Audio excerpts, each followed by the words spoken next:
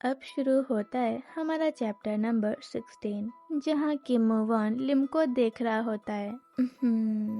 हाँ, ऐसे क्यों देख रहे हो? क्या मैं तुम्हें अपनी एक और फनी पिक दिखाऊं? पता है ये वाली तो पहली वाली से भी ज्यादा फनी है। तभी किम वॉन मन में बोलता है, आखिर इसने मुझे बुलाया क्यों था? इसके बाद हमें अगला सीन दिखाया जाता है, जहाँ लिम शॉक होकर मन में बोल रही होती है, हाँ सिर्फ हम दोनों ही बचे हैं क्या? इतना ज्यादा टाइम हो गया? तभी लिम अपना बैग पैक करते हुए किम वॉन से बोलती है, सॉरी, मैंने तो तुम्हारा बहुत सारा टाइम ले लिया, माफ करना। क्या तुम्हारा घर यहाँ से दूर है? किम वॉन बोलता है, नहीं, पास में ही है। लिम बोलती है, ओह अच्छा, मेरा घर भी पास में ही है। और दोनों कैफे से जाने लगते हैं। तुम्हारा बहुत बहुत शुक्रिया किम वॉन। क्या तुम मुझे थैंक यू क्यों बोल रही हो लिम? तभी दोनों को जाते हुए उस कैफे की एम्प्लॉय बोलती हैं, गुड बाय। कितने क्यूट है ना दोनों। दोनों कैफे से निकल ही रहे होते हैं। तभी लिम मन में बोलती है, मैंने किम योहान को आने के लिए नहीं कहा, पर कोई बात नहीं, इतना ज्यादा टाइम भी नहीं हुआ है। तभी किम वॉन लिम से बोलता है, चलो मैं तुम्हें घर तक छोड़ देता हूँ। क्या? अरे अरे नहीं, कोई बात नहीं, मैं खुद चली जाऊंगी, मैं तुम्हें अब और परेशान करना नहीं चाहती। किम वॉन बोलता है, चिंता मत करो, तुम मुझे परेशान नहीं कर रही हो, मैं खुद ही तुम्हारे साथ चलना चाहता हूँ, क्योंकि अगर मैंने तुम्हें अकेले ही जाने दिया तो मुझे तुम्हारी चिंता होती रहेगी, इसीलिए। और किम वॉन लिम का सर सहलाने लगता है। किम वॉन की ये साइड देखकर लिम मन में बोलती है, स्कूल वाला किम वॉन और ये वाला किम वॉन दोनों कितने अलग हैं। ये वाला किम वॉन मुझे बहुत ज्यादा काम, समझदार और स्वीट लगा। किम वॉन लिम से बोलता है, लिम चलो चलें। हाँ, लिम मन में आगे बोलती है, मुझे आज वाला किम वॉन सच में बहुत पसंद आया, ये तो बिल्कुल मेरे टाइप का है। हाँ, OMG, मैं तो अपनी पसंद बहुत जल्दी बदल रही हूँ। थोड़ी देर पहले ही तो मैंने एडमिट किया था कि मुझे किम योहान पसंद है, लेकिन किम योहान तो MCA के लीडर का बेटा है, इसीलिए मुझे नहीं लगता मैं अपनी फीलिंग उसके लिए कंटिन्यू रख भी पाऊंगी। उसे ज्यादा दिनों के लिए पसंद करना मुश्किल होगा, और किम वॉन को पसंद करना ज्यादा नॉर्मल भी है। मैं थोड़ी देर पहले सच में शॉक हो गई थी जब किम योहान मुझसे वैसे बात करने लगा था। घर पहुंचकर मैं उसके साथ चीजें सॉर्ट आउट करने की कोशिश करूंगी, हमें चीजें फिर से नॉर्मल करनी होंगी, लेकिन मुझे सच में नहीं पता कि मेरी फीलिंग्स किम योहान के लिए कंटिन्यू रहेंगी भी कि नहीं। इसके बाद सीन शिफ्ट होता है किम योहान पर, जो लिम को हर शॉप में जाकर ढूंढ रहा होता है और हर शॉपकीपर को उसकी फोटो दिखाकर पूछ रहा होता है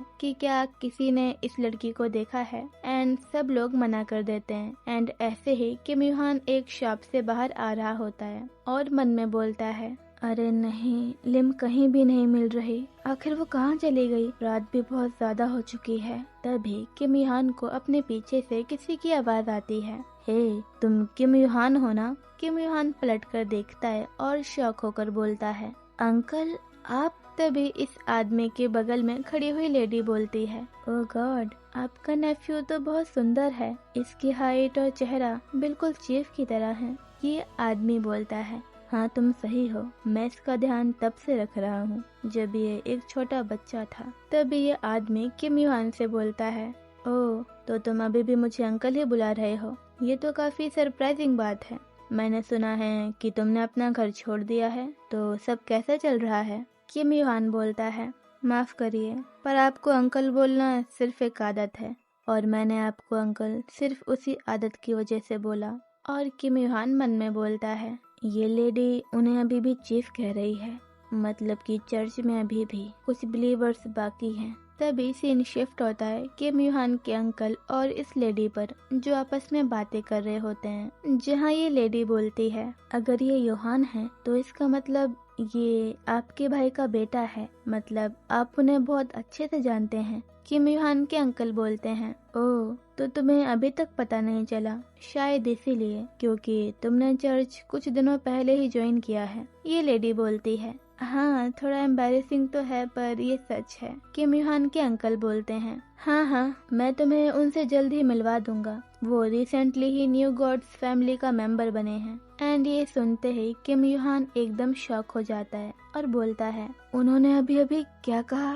रिसेंटली? क्या MCA अभी भी वॉरशिप सर्विस देता है? किम युहान के अंकल बोलते हैं, तुम्हारा रिएक्शन देखकर लग रहा है जैसे तुम्हें इस पर विश्वास ही नहीं हो रहा। तुम्हें क्या लगा था MCA इतने छोटे से झटके से बिखर जाएगा? तभी ये आदमी इसके बगल में खड़े हुए उस छोटे बच्चे से बोलता है, क्या तुम मुझे बता सकते हो आज तुमने क्या सीखा? ये बच्चा बोलता है, हाँ क्यों नहीं। और ये बच्चा बोलने लगता है, चर्च हमारा एक ऐसा क्रेडल बनेगा जो हमें आने वाले अंत से बचाएगा। मिलेनियम किंगडम का चर्च ही उसकी नींव है और जैसे ही चर्च तैयार होगा तबाहियां पूरी दुनिया को अपनी चपेट में ले लेंगी। नया भगवान जमीन से मिलेनियम किंगडम को फिर से उठाएगा और हम जो उस पर बिलीव करते हैं उस होली किंगडम के वारिस बनेंगे। मैं बिना खाए ही फुल हूँ और बिना कुछ पिए भी मुझे प्यास नहीं लगती। यहाँ ना कोई पेन है ना कोई सैडनेस,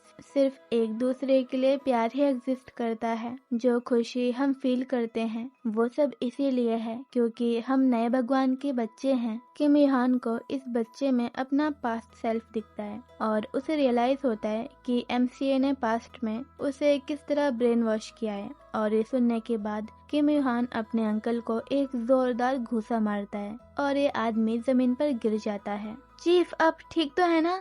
सर। तभी किम युहान इस आदमी से बोलता है, मैं ये कब से करना चाहता था, मैंने खुद को बहुत देर से कंट्रोल किया था। किम युहान इस आदमी को कॉलर से पकड़ लेता है और बोलता है, आप दोनों को कितने घूंसे मारने पड़ेंगे जो आप दोनों होश में आ जाओ? आपकी हिम्मत कैसे हुई मेरे सामने उस चर्च का नाम लेने की? क्या ये आपकी आखिरी कोशिश है उसके पूरी तरह तबाह होने से पहले साल्वेशन और सच्ची खुशी पाना?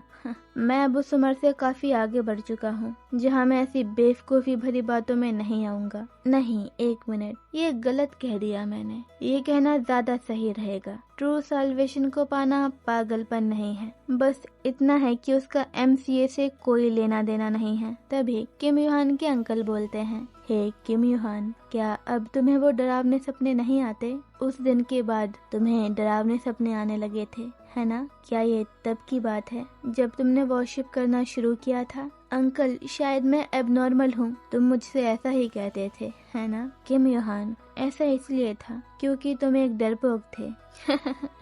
शायद अच्छा हुआ कि तुमने अपना घर छोड़ दिया। सोचो, जो लड़का पूरी जिंदगी कभी किसी की बात को मना नहीं कर सका, वो किसी को मार भी सकता है। वो बच्चा कहाँ गया जो हर रात डर के मारे रोता था?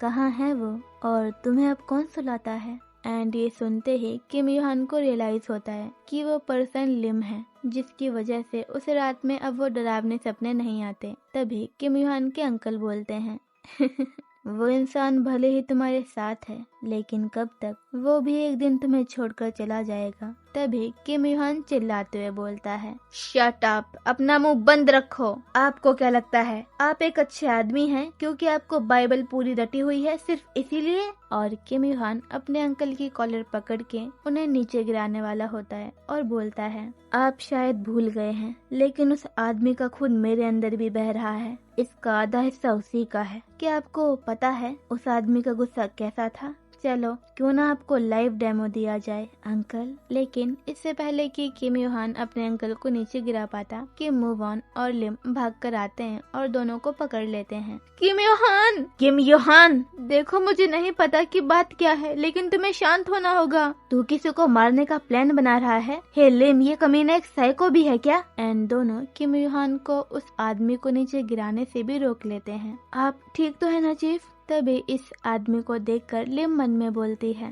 अरे हाँ, अभी मुझे याद आया, ये आदमी तो मैंने इसे MCA की यूट्यूब वीडियो में देखा था। एंड किम युहान पर एक्सोर्सिज्म वाला स्पेल चैंट करने लगता है, in the name of the Father and of the Son and of the Holy Spirit, get the evil spirit away from him. Shit, लिम इसे और तेज मारो। हाँ ठीक है, किम युहान होश में आओ। तभी किम युहान के अंकल बोलते हैं, किम युहान, अभी के लिए मैं तुम्हें छोड़ रहा हूँ, लेकिन मैं तुमसे फिर मिलूंगा और जब वक्त आएगा तुम्हें इसकी कीमत चुकानी पड़ेगी। क्या? और किम युहान के अंकल की बात सुनकर लिम एकदम चिल्लाते हुए बोलती है, किम युहान आज के बाद आपसे फिर कभी नहीं मिलेगा। हाँ, किम युहान एमसीए में कभी वापस नहीं आएगा, इसीलिए उसका पीछा करना बंद करो, सुना आपने? और लिम किम युहान को हक कर लेती है। हाँ, मैं ऐसे कल्ट से बिल्कुल भी नहीं डरती जो तबाह होने वाला है।